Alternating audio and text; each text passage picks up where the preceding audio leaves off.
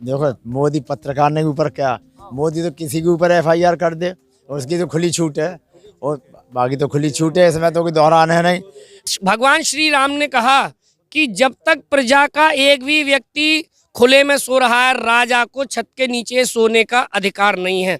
श्री राम का नाम लेने से कोई राम नहीं बन जाता, राम की नीतियों पर चलने से राम बनते हैं। राम का मंदिर बनवाने से कोई राम भक्त नहीं हो जाता, राम के आचरण को अपने जीवन में ढालने से राम बनते हैं। उसका जो जमीर मर चुका था, उस जमीर को जगाने का काम आंसुओं ने किया था, टिकैत जी के आंसुओं ने किया था। और उसी जमीर को जब पत्रकारों ने उठाने की आवाज बनी, जब जनता की जनभावनाओं को मीडिया ने समझा और उसको सच्चाई को सामने लाने का काम किया, तो मोदी जी ने और उनकी गृह मंत्री की पुलिस, जो डीपी पुलिस है, दिल्ली पुलिस, उसने पत्रकार नहीं किसान नेताओं को भी झूठे मुकदमे लाद कर। लेकिन ये उनकी भूल है, जब जब सच्चाई को दबाने के लिए कोई भी उत्पीड़नात्मक कार्रवाई की जाती है, उससे कभी सच्चाई दबती नहीं है। हम इस वक्त मौजूद है गाजीपुर बॉर्डर में, और यहाँ पर जिस तरीके से बताए जा रहे हैं कि बिल्कुल धरना शायद खत्म हो चुके हैं, लेकिन फिर से एक बार उफान पे है धरना। राकेश टिकैत जी का आंसू फिर से एक बार धरने में एक जान फूंक दिया, और यहाँ पर तमाम किसान अलग अलग जगहों से यहाँ पर आके यहाँ पर मौजूद है, और हम उन किसानों से बातचीत करेंगे जिस तरीके से पत्रकारों की आवाज़ को दबाने की कोशिश कर रहे हैं। अगर पत्रकारों की आवाज़ दब जाएगा तो किसानों की आवाज़ कौन उठाएगा? दबे कुचले जो मजदूर हैं उनकी आवाज़ कौन उठाएगा? हम किसानों से ही जानते हैं। सर, जिस तरीके से पत्रकारों को अरेस्ट कर रहे हैं, एफआईआर हो रहे हैं उनके ऊपर, तो देख के आपको क्या लगता है कि आप लोगों की आवाज़ उठाने वाला पत्रकारों के साथ ऐसा हो रहा है? देखिए, हमने इस भारत की धरती पर इतिहास पढ़ा है, और इतिहास साक्षी है कि इस पे औरंगजेब ने भी शासन किया और हिटलर का भी शासन रहा। जब जब अटल बिहारी वाजपेयी ने कहा, जब जब विरोध करने वालों को आतंकवादी बताया जाने लगा, देश के गद्दार बताए जाने लगे, तब वहाँ लोकतंत्र खतरे में होता है। ये भारतीय जनता पार्टी के पूर्व प्रधानमंत्री परम पूज्य अटल बिहारी वाजपेयी जी ने कहा।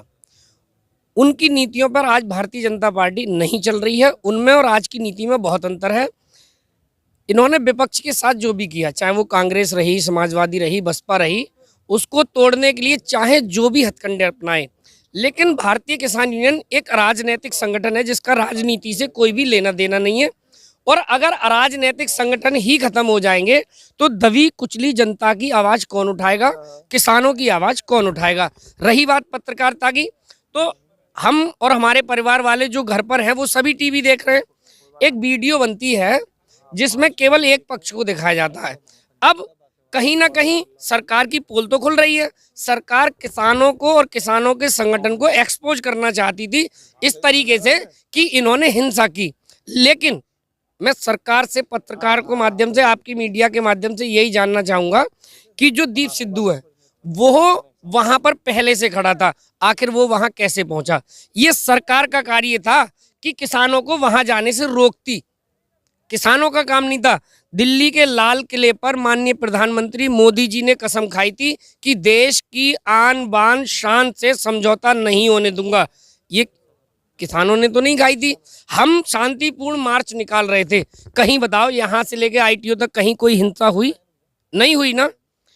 मैं वही मोदी जी से पूछना चाहता हूँ कि आप उस समय कहाँ थे? देश के गृह मंत्री, रक्षा मंत्री उस समय कहाँ थे जब देश का किसान लाल किले तक पहुंच रहा था? इसका मतलब ये सोची साजी रणनीति थी, उनकी साजिश थी कि चंद लोगों को वहां पहले से बिठा दिया जाए और हिंसा कराई जाए। ये सुनियोजित उनका प्रोपगंडा था।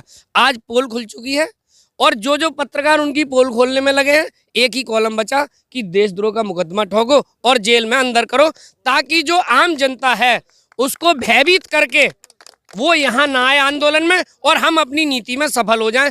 लेकिन ऐसा होता नहीं है। मैं आपको प्रत्यक्ष प्रमाण दिखा रहा हूँ।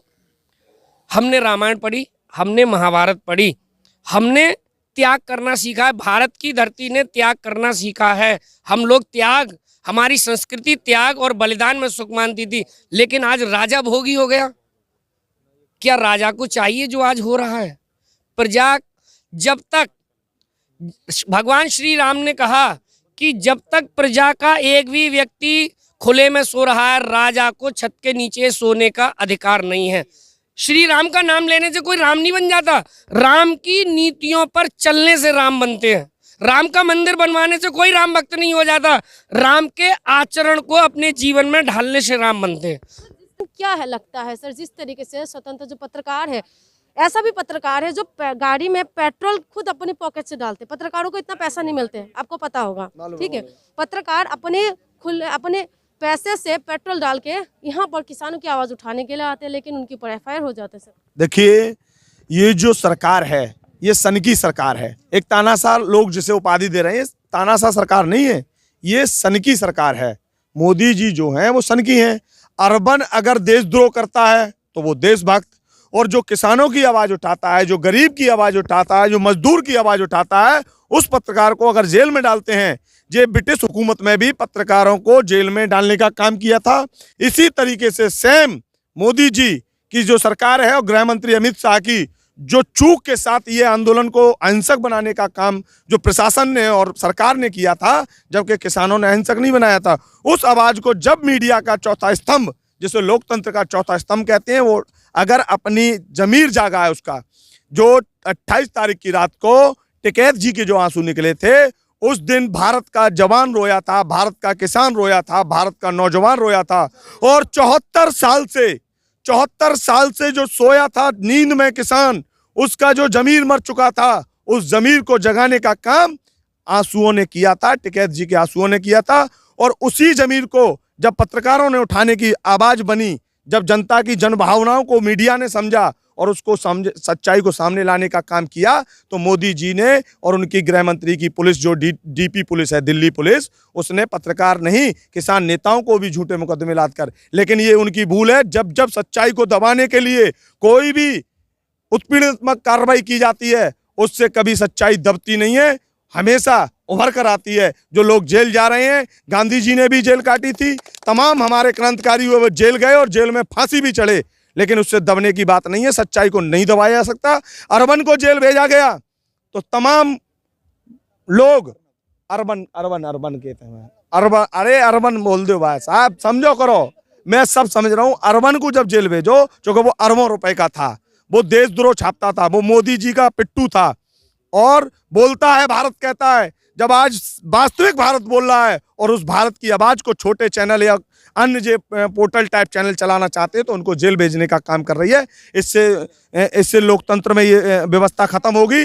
26 तारीख को जिस दिन हमारा गणतंत्र दिवस मनाया जाता है, जिस दिन हमें मौलिक अधिकार मिले थे, जिसको बचाने के लिए किसान इस धरती पर बैठा है, जो लोकतंत्र की रक्षा के लिए, संविधान की रक्षा के लिए 26 तारीख को अपने तिरंगे की आन बान शान के लिए परेड निकालकर देश को संदेश देना चाहता था। एक ऐतिहासिक दिन मनाना चाहता था कि 26 तारीख को आपके किसानों ने भी दिल्ली में परेड बनाई और गृह मंत्री जी की पुलिस ने और मोदी जी की साजिश ने इसको हिंसात्मक बनाने कर और एक कालिक पोतने का काम किया। जो लाल किले की घटना है वो भारतीय जनता पार्टी और RSS के लोगों की सोची साजी षड्यंत्र है, सुनियोजित षड्यंत्र है, और उस FIR का सहारा लेकर किसान आंदोलन को बदनाम कराना चाहते हैं। ये किसान आंदोलन बदनाम नहीं होगा, क्योंकि अब ये जन आंदोलन बन चुका है। इसकी जो भी आवाज उठाएगा वो एक हीरो बनकर उभरेगा, एक देशभक्त होकर उभरेगा। और जो किसानों पर कलंक लगे हैं इस सरकार में, जो किसानों पर कलंक लगा है, जो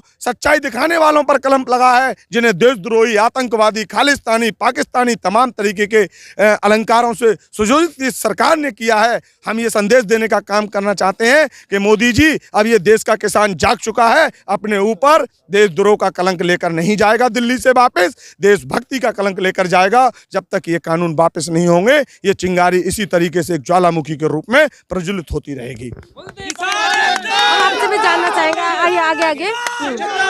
तो जिस तरीके से देखो, मोदी पत्रकार ने ऊपर क्या, मोदी तो किसी के ऊपर FIR कर दे, उसकी तो खुली छूट है, और बाकी तो खुली छूट है, इसमें तो कोई दोहराना है नहीं। वे तो जो करते हैं उनकी करनी और कथनी में दोनों में खराबी है, और नियत और नीति उनकी जेती काम है, ते सब बेकार ही बेकार हैं। अच्छा यार, मोदी जी कल कह रहे कि हमारा दरबार खुला हुआ है, तो आतंकवादी और जो खालिस्तानी और जो नहीं, उससे खालिस्तानी, आतंकवादी, नस्लवादी, इनसे सबसे कैसे बात कर सकते हैं? अच्छा देखिए यहाँ पर आप लोग युवा है, आप लोग भी लगातार यहाँ पर प्रोटेस्ट में ही है। जी, पत्रकार की दबाने की कोशिश नहीं है। गोदी मीडिया जो है ये पत्रकारों की आवाज़ दबाना चाह रही है। गोदी मीडिया करना चाहते हैं, जी, ऐसा जी। क्यों लग रहा है आपको? ऐसा ये लग रहा है क्योंकि किसानों के ऊपर जुल्म कराया जा रहा है, उन्हें आतंकवादी बताया जा रहा है, खालिस्तानी बताया जा रहा है, और वो देश के लिए इतनी कहना है मजदूरी करते हैं देश के लिए। अगर वो काम करना बंद कर दें तो देश भूखा मर जाएगा। अगर किसान काम करना बंद हो जाए तो देश भूखा मर जाएगा। अगर पत्रकार आवाज उठाना बंद हो जाए तो डेमोक्रेसी कहाँ जाएगा? ये गरीब मजदूर किसान सबका आवाज आखिर में उठाएगा कौन?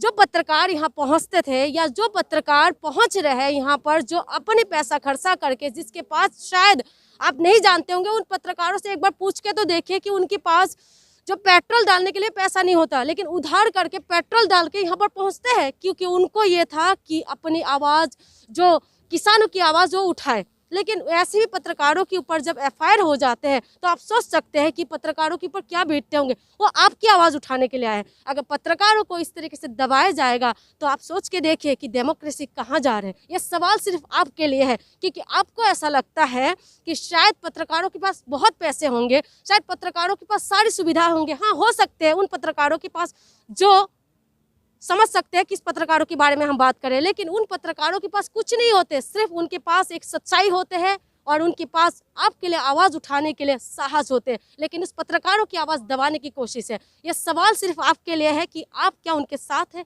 अगर साथ में है तो आपको भी आवाज़ उठाना जरूरी है। नया मुद्दे के साथ मैं फिर से आऊँगी, तब तक आप लोग हमारे साथ बने रहिए।